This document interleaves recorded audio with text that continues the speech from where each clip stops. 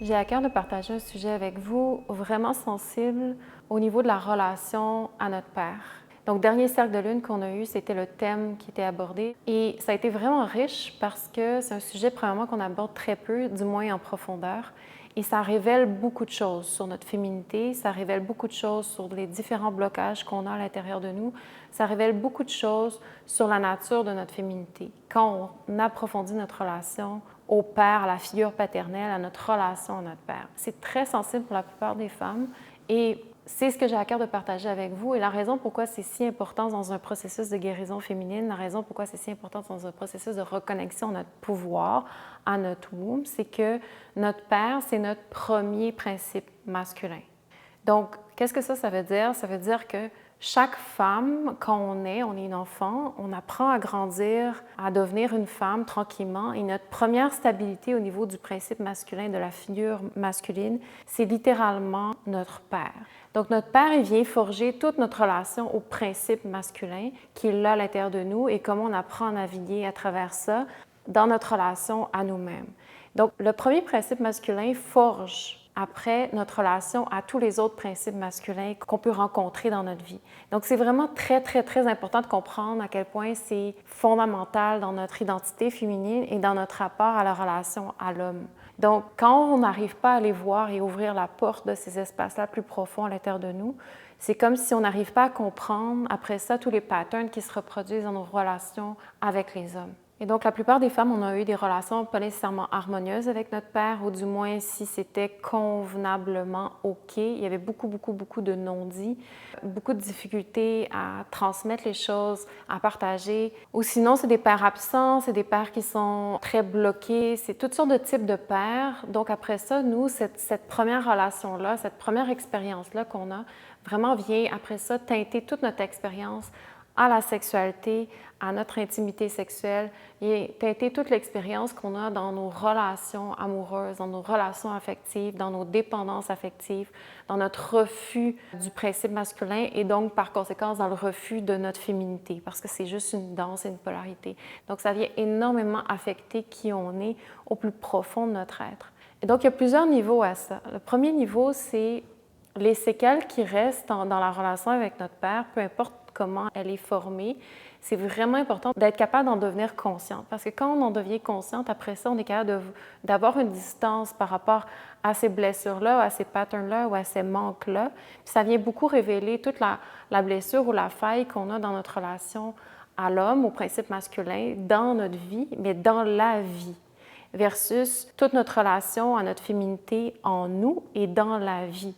Donc, c'est vraiment un point de départ super important pour n'importe quelle femme d'aller se déposer pour aller plus profondément à l'intérieur de soi. Donc, moi, personnellement, mon père, il a toujours été une figure, quand j'étais très jeune, d'homme fort, physiquement et intérieurement et intellectuellement, etc., etc. J'étais jeune et pour moi, c'était la représentation que j'avais. Il apportait une stabilité, il apportait une forme d'ancrage. On habitait sur le bord de la mer, dans une région quand même assez sauvage de l'Est canadien, puis je pouvais aller à l'extérieur puis aller explorer ma peur, explorer la force de la nature dans la mer ou les rochers ou la forêt. Je sais que je pouvais aller toujours pousser mes limites dans l'exploration du jeu en tant que petite fille parce que j'avais toujours cette capacité-là après ça à revenir à la maison, à aller m'asseoir sur les genoux de mon père ou juste me prendre dans ses bras pour juste me sécuriser. Et alors, à ce moment-là, ce qui se passait, c'est qu'automatiquement, mon système nerveux pouvait se décharger, pouvait s'ancrer, pouvait être rassuré. Mon expérience humaine était automatiquement groundée. Ce qui fait que dans mon inconscient de jeune fille, je pouvais aller explorer la vie et revenir et avoir un point de sécurité. Ce qui m'a aidé vraiment à commencer à traverser l'exploration de qu'est-ce que c'est qu'avoir peur et qu'est-ce que c'est d'être en relation avec la vie dans sa grandeur.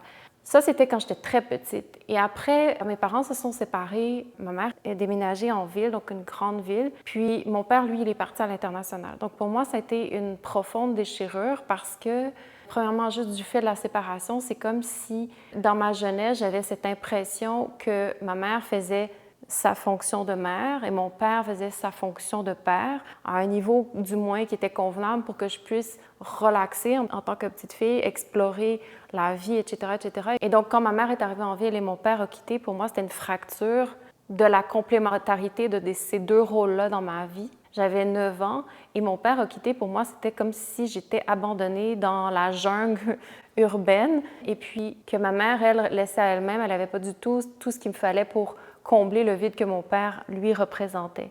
Et donc, je me suis retrouvée rapidement très stressée, profondément à l'intérieur de mon être.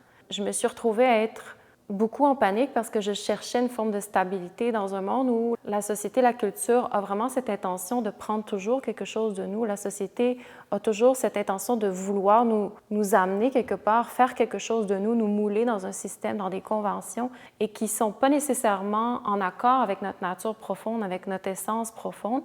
C'est comme si là, j'avais plus de protection, j'avais plus de barrières, C'était vraiment de découvrir comment je m'aventure dans la vie, dans un univers où est-ce que tranquillement ma puberté allait bientôt arriver, où est-ce que la puberté de beaucoup d'autres personnes de mon âge, on vit dans un monde où est-ce que toute l'énergie sexuelle règne le monde et quand c'est pas aligné, ça crée vraiment un système de peur à l'intérieur de soi. Donc pour moi, j'étais vraiment dans un espace très, très, très traumatisé, déstabilisé et tous mes mécanismes de réponse, finalement, ils ont été de se protéger, de me fermer.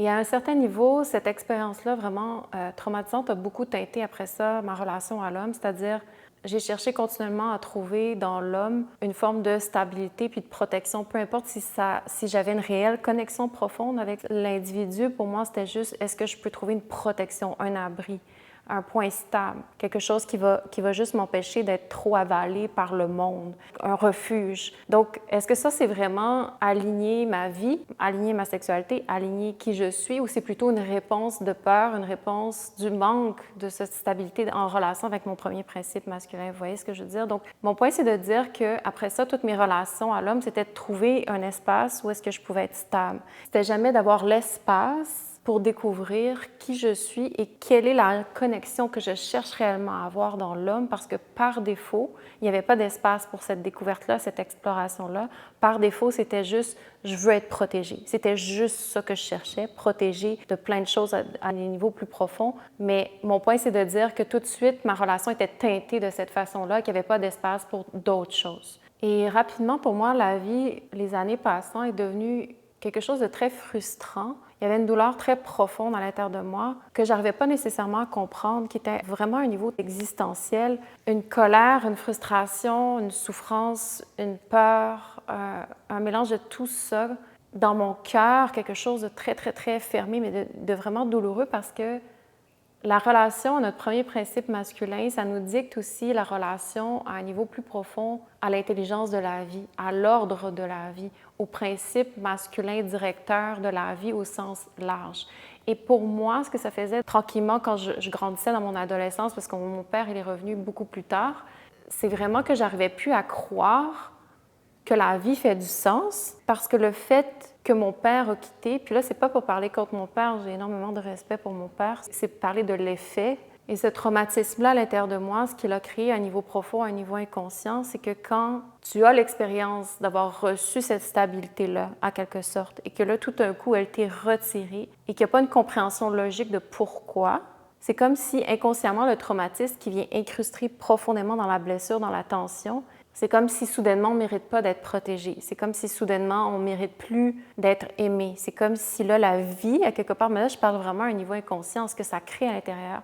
Le message que ça envoie dans le womb à un niveau très, très profond, c'est « je ne mérite plus de cette protection-là ». La vie me dit que je ne mérite plus d'être protégée et d'être sécurisée. Donc, il y a comme à la longue, en vieillissant, ce qui s'est passé, c'est que dans ce traumatisme-là, il y a vraiment eu une frustration que ça m'a pris beaucoup de temps avant de comprendre d'où elle venait et pourquoi j'étais si fâchée dans la vie, pourquoi il y avait une telle frustration, de colère. Puis c'est aussi cette énergie-là de colère qui m'a poussée dans des questions existentielles beaucoup plus profondes. Mais cette colère-là, c'était comme, OK, mais il n'y a pas de Dieu ou il n'y a pas de sens ou d'intelligence dans la vie. Il n'y a pas de principe directeur. La vie, elle n'a pas de sens, en fait. Pour résumer, pour moi, tout le long de mon adolescence, de ma jeunesse, tout ce qui était là pour moi, c'est la vie, elle n'a pas de sens.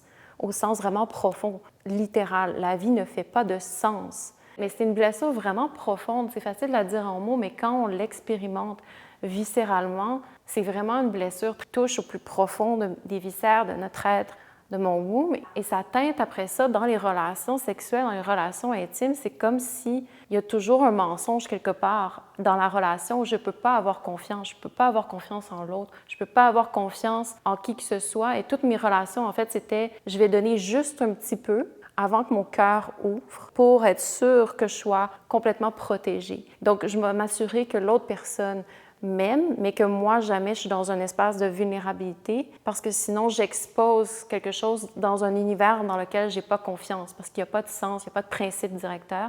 Et les hommes incarnent ce manque de principe directeur de protection. Donc, je ne peux pas faire confiance dans le principe masculin et je ne peux pas faire confiance non plus dans mon principe féminin qui puisse s'ouvrir, être exploré puis être découvert. Bien sûr, il y a des niveaux beaucoup plus profonds à ça, puis la femme n'est pas du tout innocente là-dedans. Pour moi, c'est juste de dire une des parties, de parler une partie de la polarité en relation avec le père et quel impact ça a sur notre womb au plus profond de nous. Et donc, ce que ça crée, et je sais que je ne suis pas la seule au niveau du féminin d'avoir eu des pères, une relation sensible au père où le père, soit il est absent ou soit il est présent mais il est mou, soit il est fermé à lui-même. Il y a toujours des lacunes partout, où souvent, de plus en plus, les pères il reste des petits garçons. On devient un peu comme des mères, la mère de notre père. Donc, il y a toutes sortes de dichotomies. Donc, il y a toutes sortes de dynamiques entre nous, la fille, et le père qui cristallisent une forme de relation à l'intelligence de la vie qui est complètement comme distordue, blessée. Et à partir de ça, nous, on prend cette blessure-là puis on la ramène dans les autres expériences avec les hommes. Et ça vient vraiment très tordu parce que ça vient jusqu'au cœur de notre sexualité où on utilise la sexualité comme vengeance, comme frustration. Je parle encore à un niveau subtil et à un niveau profond, à un niveau souvent même inconscient. On va utiliser la sexualité pour se venger de quelque chose qu'on ne comprend même pas de quoi on se venge, de quoi on est fâché envers l'homme. Et c'est jamais en relation précise à l'homme qui se trouve devant nous. C'est au principe directeur que quand la femme ne touche plus à ça, quand la femme n'a plus confiance en l'intelligence de la nature de la vie, qu'elle est plus capable de connecter à ça du plus profond de son être en elle, dans son womb, c'est une femme fâchée, c'est une femme déracinée, c'est une femme blessée. Et ça, c'est la majorité des femmes qu'on trouve dans notre société. On vit avec cette colère-là du manque de principe masculin dans notre vie, mais dans la vie, de cette connexion-là, de cette confiance-là, peu importe si elle se trouve au niveau des relations humaines ou au niveau du principe plus grand de la vie, il y a un manque de foi, il y a un manque de confiance, il y a un manque de compréhension du sens profond de la vie, il y a un manque de connexion à la spiritualité. Parce que la femme, son pouvoir, c'est vraiment d'amener à l'horizontale les choses, c'est-à-dire son pouvoir, c'est vraiment de manifester, de créer, d'amener tout ce qui est invisible au niveau du visible. Donc, l'exemple le plus flagrant, c'est littéralement de la création d'un bébé. Donc, de rien, il y a une semence qui est créée et tout d'un coup, après 9 mois de gestation, il y a un être qui existe, il y a un être qui prend forme, il y a un être qui devient visible, il y a un enfant qui est manifesté. Donc, il y a toutes sortes de formes de création, mais mon point, c'est de donner le principe de la création. Donc, ça se passe vraiment au niveau horizontal. La femme crée des communautés, la femme organise, la femme crée des projets, des communautés, etc. La femme manifeste et déploie vraiment à l'horizontale. Tandis que l'homme, c'est vraiment au niveau vertical. L'homme, il connecte à une direction, à une intention, et plus qu'il est capable d'apprendre à grandir dans le tuning de son intention, qu'est-ce qui tient comme intention, qu'est-ce qui tient comme direction. Alors, de plus en plus, la femme, elle, en échange, elle est capable d'ouvrir dans son horizontalité. Et plus que la femme ouvre dans son horizontalité, plus que l'homme peut se fortifier dans sa verticalité. C'est des principes assez profonds de la relation, de la polarité du tantra de l'homme et la femme. Mais mon point est de dire qu'il y a une brisure. Il y a une brisure, il y a une déconnexion qui est là entre l'homme et la femme. Et aujourd'hui, j'aborde au niveau du principe masculin à travers notre père, mais on peut tout à fait inverser les polarités, regarder la blessure de l'homme dans sa relation avec la mère, qui est tout autant un équivalent. Mais mon point, c'est de dire que la femme au plus profond d'elle-même, quand elle n'arrive plus à se déposer, à faire confiance, à laisser recevoir, à connecter un principe masculin, du fait des traumatismes, du fait de l'insuffisance de son premier principe masculin, qui n'est pas à condamner du fait que notre père n'a sûrement pas reçu les fondations, l'éducation pour être capable de devenir un homme dans sa pleine signification. Donc, à quelque part, on hérite de ce manque-là, mais à quelque part, oui, ça éveille une colère en nous qui est tout à fait légitime, Ça éveille une frustration, ça éveille beaucoup de blessures, mais à quelque part, il n'a pas reçu, lui non plus, l'éducation qu'il avait besoin pour devenir homme. Donc, mon point, c'est de ne pas condamner précisément le père, la mère, mais c'est d'avoir un regard conscient sur la situation, sur nous, sur notre expérience. Déjà, ça, c'est énorme. Et c'est ce qui manque beaucoup, beaucoup, beaucoup dans notre réalité, dans notre vie, c'est de prendre conscience de nos premiers principes de vie, c'est-à-dire premier principe masculin envers mon père, premier principe féminin à travers ma mère. Quel impact ce premier principe-là, féminin, masculin, a pu avoir dans ma vie à travers mon père et ma mère? Et d'être capable de descendre et d'être capable de regarder la vérité pour ce qu'elle est. Parce qu'il y a souvent beaucoup d'attachement à protéger la dynamique. Souvent, on est vraiment la fille à notre père, c'est-à-dire c'est vraiment une relation où est-ce qu'il n'y a plus rien qui peut surpasser la relation ou l'équivalent de notre père. Donc après ça, tous les hommes qui rentrent dans notre vie sont juste un peu des petits modèles à l'intérieur de cette dynamique-là qui existe entre le père et la fille. Donc, c'est plus des hommes qui viennent et qui entrent, qui viennent avoir des rôles secondaires à l'intérieur de cette dynamique-là, père-fille, où la fille reste éternellement la petite fille, la fille à papa. Donc, il y a toutes sortes de dynamiques à l'intérieur de la relation père-fille. C'est un sujet vraiment vaste. Mon point pour commencer dans cette vidéo-ci, c'est de dire c'est absolument précieux si on veut réclamer son pouvoir, si on veut réclamer notre force créatrice, de commencer juste à prendre conscience de la dynamique, de pouvoir se créer un espace parce qu'on peut méditer, processer, digérer, prendre conscience de cette dynamique-là et des blessures. Et moi, je sais que ça m'a pris beaucoup, beaucoup, beaucoup de temps avant d'être capable de voir les couches plus profondes dans le culte, dans le caché, dans l'underworld, dans les espaces plus enfouis et réprimés à l'intérieur de moi, et que juste ce chemin-là, ça a été quelque chose et que ça l'a permis de libérer beaucoup d'énergie. Libérer beaucoup d'énergie d'abord à travers cette colère-là et comprendre que cette colère-là n'était pas juste visée à mon père, mais visée à quelque chose de beaucoup plus grand dans mon expérience humaine que j'ai partagé un peu avant, dans le sens profond de la vie, qu'une femme, au plus profond d'elle-même, cherche l'ordre. Une femme cherche un ordre pour relaxer. Quand je parle d'ordre, ça veut dire un ordre qui est connecté à l'intelligence de la vie, qui est connecté au sens de l'intelligence de la nature. Et quand je dis ça, c'est au-delà de toute tendance de New Age ou quoi que ce soit. Pour moi, c'est juste, il y a une intelligence dans la vie. La vie, elle est faite d'un principe intelligent, de la danse, de la polarité entre le principe féminin et masculin à une échelle extrêmement grande. Et ça, quand on n'est plus capable de la recevoir au niveau du processus de la création, dans sa grandeur, ça veut dire que dans notre être, nous, on n'est plus capable de la recevoir, d'être en harmonie avec ça à l'intérieur même de notre corps, de notre polarité à même notre corps, dans la polarité entre un homme et une femme, dans la polarité principe masculin, principe féminin à plusieurs échelles. Et ça, c'est la première source de la maladie, de les blessures qu'on a au plus profond de nous. C'est la première source de tous les symptômes qu'on expérimente dans notre sexualité. C'est tout ça qui prend forme de cette blessure-là, de cette dichotomie-là, de cette déconnexion-là. Et c'est très profond ce que je vous partage parce qu'on ne se rend même plus compte que l'homme et la femme sont venus sur Terre pour créer quelque chose, pour faire quelque chose. Et on est la seule espèce vivante à ne pas comprendre ça de façon innée. Quand on regarde les girafes, quand on regarde les lions, les lionnes, quand on regarde n'importe quel mammifère, de la façon qu'ils cohabitent, ils sont en parfaite harmonie entre le principe masculin et le principe féminin.